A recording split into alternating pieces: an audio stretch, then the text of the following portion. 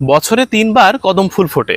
তার মধ্যে সবচেয়ে সুন্দর ফুলগুলো হয়তোবা বর্ষাকালেই ফোটে। এ কারণে বলা হয় বর্ষার জিয়ারি কদম ফুল।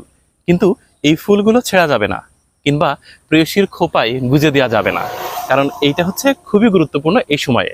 বাদুর, কাঠবিড়ালি আর অন্যান্য পাখিদের মঙ্গাকাল বলা হয় বর্ষার সময়। এ সময় বন বাজারে খাদ্যাভাব দেখা দেয়, আর পাখিরা এই ফলের বীজ খায়।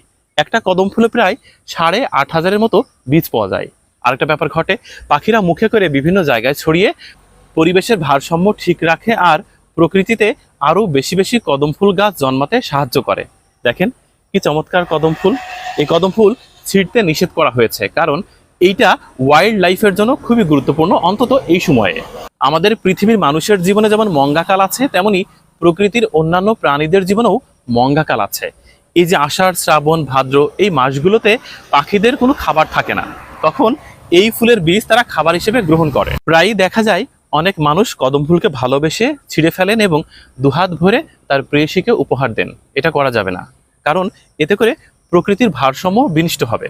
দেখেন এই গাছটিতে যে সুন্দর কদম ফুল ফুটে আছে, এটা যেমন দেখতে সুন্দর লাগছে, তেমনি প্রকৃতির জন্যও এটা অমূল্য সম্পদ। বাদুর আর কাঠবিড়ালিদের জন্য এটা মহামূল্যবান খাবার।